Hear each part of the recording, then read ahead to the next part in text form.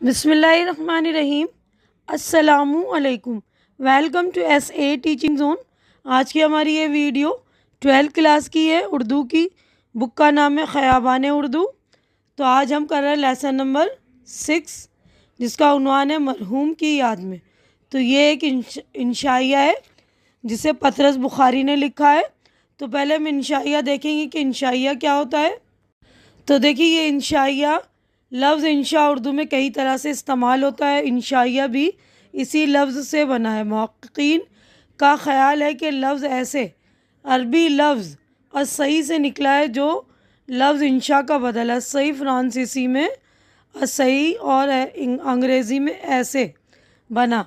इब्तिदा में मज़मून निगारी और इंशाइया निगारी में ज़्यादा फ़र्क नहीं था, मगर रफ्ता रफ्ता इनमें फ़र्क पैदा होता गया, यहाँ तक कि इंशाइया एक अलहदा सिन्फ करार पाई। इंशाइया निगार अपने मखसूस ज़ाती मुशाहिदात और तासुरात को बेबाकी और बेतकल्लुफ़ी से बयान करता है।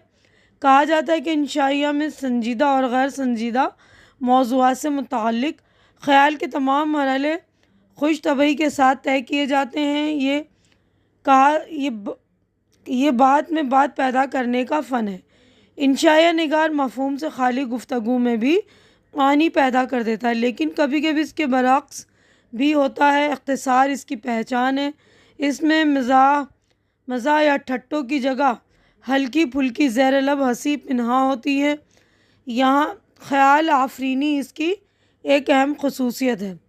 उर्दू में इंशाइया की इब्तिदा सर सैयद अहमद के रिसाले तहज़ीबुल अखलाक से होती है। मौलवी नज़ीर अहमद और ज़काउल्लाह के बाद अवध पंच और मखज़न ने इसे फ़रोग़ दिया। मीर नासिर अली, सज्जाद हैदर यल्दरम, सुल्तान हैदर जोश, सज्जाद अंसारी, नयाज़ फ़तेहपुरी, मेहदी अफ़ादी, फ़रतुल्लाह बैग, क़ाज़ी अब्दुल गफ़ार, पतरस बुखारी, सैयद महफूज़ अली बदायूनी, ख्वाजा हसन नज़ामी, रशीद अहमद सिद्दीकी और मुश्ताक अहमद यूसुफ़ी ने इस सिन्फ़ को मकबूल बनाने में अहम किरदार अदा किया है। तो ये इंशाइया का जो तारुफ़ था वो मुकम्मल हो चुका। अब आगे बढ़ते हैं हम। जो हमारे मुसन्निफ़ है पतरस बुखारी, उनका तारुफ़ देख लेंगे। तो देखिए पतरस बुखारी सन 1898 में पैदा हुए और सन 1958 में उनका इंतकाल हुआ।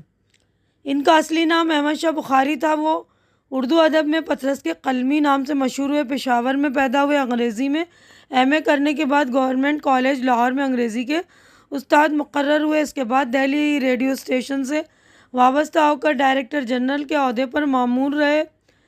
पतरस बुखारी उर्दू अदब के महदूदे चंद लिखने वालों में से हैं जिन्होंने अगरचे कम लिखा लेकिन शोहरत बहुत हासिल की। पतरस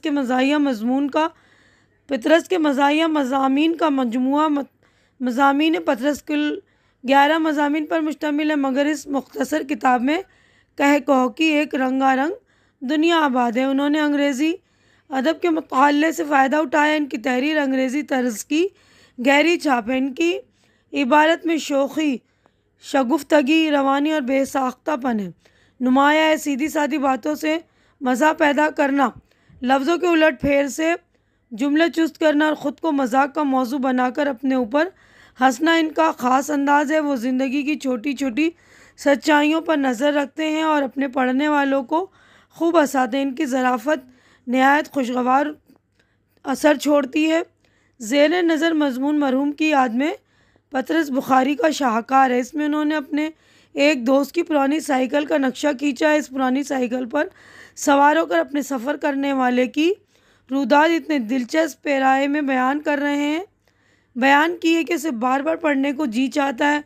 पतरस के मज़ा में शाइस्तगी और खुश मजाकी का अंदाज़ बहुत नुमाया है। अपने फितरी मजाक की वजह से पतरस की तहरीरें हमेशा शौक़ के साथ पढ़ी जाती हैं। तो यहीं पे उनका जो है तारुफ़ मुकम्मल हो गया। अब आगे बढ़ते हम इंशाइया की तरफ अपने। तो देखिए जो इंशाइया उसका उन्वान है मरहूम की याद में। तो ये सबक पूरा पहले लेसन रीड नहीं करती हूँ, आपको शॉर्टकट में इसका जो उसका मेन पॉइंट है, मेन खुलासा है जो वो बता देती हूँ कि मरहूम की याद में पतरस बुखारी का मशहूर इंशाइया है। इसमें उन्होंने अपने एक दोस्त की पुरानी साइकिल का नक्शा खींचा है कि वो किस तरह इस पर सवार होकर बाज़ार में निकलते हैं तो इन पर क्या बीतती है। मुसन्निफ़ पतरस बुखारी लिखते हैं कि एक रोज़ वो और इनके पुराने दोस्त मिर्ज़ा साहब बरामदे में साथ बैठे खामोशी से लुत्फ़अंदोज़ हो रहे थे क्योंकि जब दोस्ती पुरानी होती है तो गुफ्तगू की चंदा ज़रूरत नहीं रहती। इसी दौरान सड़क पर थोड़ी थोड़ी देर के बाद एक मोटर कार गुज़र जाती। मैं जब कभी किसी मोटर कार को देखता हूँ तो मुझे ज़माने की नासाज़गारी का ख़्याल ज़रूर सताता है और कोई ऐसी तरकीब सोचने लगता हूँ जिससे तमाम दुनिया दौलत सब इंसानों में बराबर तकसीम की जा सके। मुसन्निफ़ कहते हैं कि मैंने मिर्ज़ा साहब से कहा कि मैं मोटर कार ख़रीदना चाहता हूँ। इस पर मिर्ज़ा साहब कहते हैं कार ख़रीदने के लिए पैसे कहाँ से आएंगे। इस पर मुसन्निफ़ परेशान होते हैं और मिर्ज़ा साहब इन्हें साइकिल लेने का मशवरा देते हैं। मुसन्निफ़ कहते हैं कि वो भी पैसे की आएगी। इस पर मिर्ज़ा साहब अपनी एक पुरानी साइकिल इन्हें मुफ्त देने के लिए तैयार हो जाते हैं। मुसन्निफ़ को ये बात पसंद नहीं कि इस तरह दोस्तों से बिला कीमत कोई शय लें। चुनांचे वो 40 रुपये मिर्ज़ा साहब की जेब में डाल देते हैं और मिर्ज़ा साहब अपनी पुरानी साइकिल और एक अदद औजार रात ही को मुसन्निफ़ के घर भेज देते हैं। रात को बिस्तर पर लेटे लेटे मुसन्निफ़ साइकिल पर सवार होकर मशहूर तारीख़ी इमारतों की सैर, सुबह की हवाखोरी और फिर साइकिल पर सवार होकर कश्मीर वगैरह की सैर करने का मंसूबा बनाते। लेकिन जब सुबह उठकर साइकिल देखते हैं तो हैयत के एतबार से हल, राहट, चरखा और इसी तरह की जदीद ईजादात से पहली की बनी हुई मालूम होती है। मुसन्निफ़ किसी न किसी तरह बाईसाइकिल पर सवार होते हैं। पहला ही पाँव चलाया तो मालूम हुआ कि जैसे कोई मुर्दा हड्डियाँ चटखा कर अपनी मर्ज़ी के ख़िलाफ़ ज़िंदा हो रहा है। पहले खड़ खड़ड़ खड़ड़ कबील आवाज़ें मडगाडों से आती हैं। मुसन्निफ़ का बयान है कि पहियों की अटखेलियों की वजह से सर बराबर झटके खा रहा था। गद्दी कभी ऊंची, कभी अखलक नीची, कभी साइकिल सवार की ऐसी हालत होती है जैसे कोई औरत आटा गूंद रही हो। दूर 2 मील पैदल चलने के बाद मुसन्निफ़ एक मिस्त्री के पास ले गए। मिस्त्री ने पूछा ये साइकिल मुफ्त में मिली होगी। इस साइकिल पर मिर्ज़ा साहब खुद कॉलेज पढ़ने जाते हैं। मुसन्निफ़ एक दूसरे मिस्त्री के पास पहुँचे कि इसके हाथ साइकिल को भेज दें। वो बमुश्किल 3 रुपये देने के लिए तैयार हो गया। मुसन्निफ़ साइकिल लेकर आगे बढ़े तो मालूम हुआ कि एक पहिया साइकिल से अलग होकर सड़क की दूसरी जानिब जा पड़ा। इस मंज़र को देखकर लोग हंसने लगे और नाशाइस्ता कलमात से भी नवाजा। मुसन्निफ़ ने आजिज़ आकर वो साइकिल दरिया में फेंक दी और फिर मिर्ज़ा साहब के घर पहुँचे और कहा ज़रा बाहर तशरीफ़ लाइए।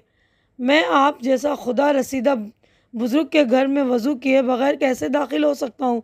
मिर्ज़ा साहब बाहर तशरीफ़ लाए तो मुसन्निफ़ ने वो औज़ार इनकी खिदमत में पेश किया जो उन्होंने बाईसाइकिल के साथ मुफ्त में इनायत किया था और कहा मिर्ज़ा साहब आप ही इस औज़ार से शौक़ फरमाया कीजिए, मैं अब इससे बेनियाज हो चुका हूँ।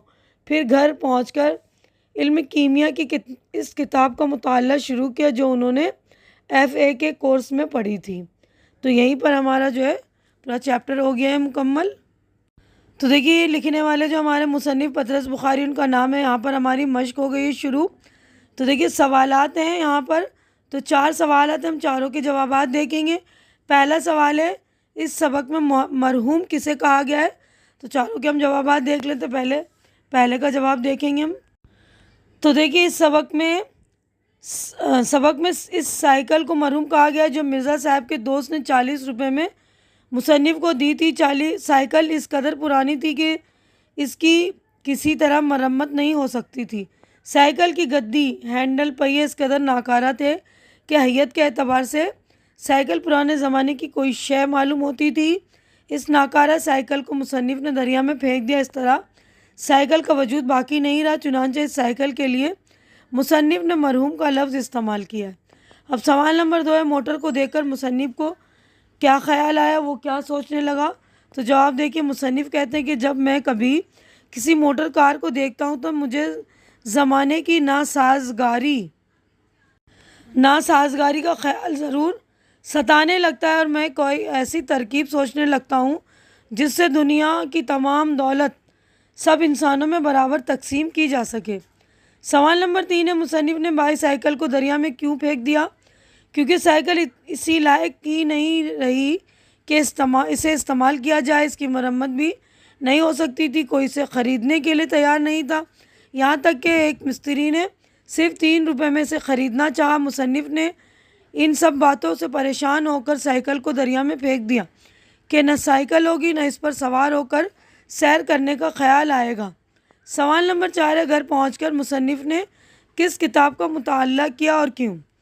मुसन्निफ़ ने इंशाइया के पहले पैराग्राफ में इसकी वजाहत की है कि अगर मैं सड़क पर पैदल जा रहा हूँ और कोई मोटर इस अदा से गुज़र जाए कि गर्द गुबार मेरे फेफड़ों, मेरे दिमाग, मेरे मैदे और मेरे तिली तक पहुँच जाए, तो इस दिन घर में आकर इल्म कीमिया की वो किताब निकाल लेता हूँ जो मैंने एफए में पढ़ी थी और इस गर्ज से इसका मुताला करने लगता हूँ कि शायद बम बनाने का कोई नुस्खा हाथ आ जाए।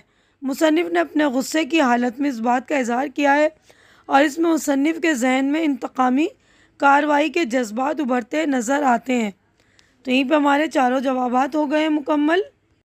तो देखिए यहीं पर हमारे जो चारों जवाबात मुकम्मल हो चुके। मैं अपनी वीडियो भी यहीं पर मुकम्मल कर रही हूँ। उम्मीद है कि जो कुछ मैंने आप लोगों को समझाया अच्छी तरह से समझ में आ गया होगा और मेरी वीडियो भी आप लोगों को अच्छी लग रही होगी। अच्छी लग रही तो इसे लाइक कीजिए, ज़्यादा से ज़्यादा शेयर कीजिए ताकि आपके जो भी ज़रूरतमंद फ्रेंड हो उनकी ज़रूरत भी पूरी हो सके, उनको हेल्प मिल सके। और मेरे चैनल को सब्सक्राइब करके आप लोग मेरी भी हेल्प करें, मुझे सपोर्ट करें, मेरे चैनल को सपोर्ट कीजिए क्योंकि इस वक्त मेरे चैनल को आप लोगों के सपोर्ट की बहुत ज़्यादा ज़रूरत है। तो प्लीज़ आप लोग मेरे चैनल को सपोर्ट करके मेरी हिम्मत बढ़ाएं, मेरी हौसला अफजाई करें। हमारी अगली मुलाकात इंशाअल्लाह नेक्स्ट वीडियो में होगी। तब तक के लिए आप लोग अपना ख्याल रखिए, मुझे दुआओं में याद रखिए। अल्लाह हाफिज़।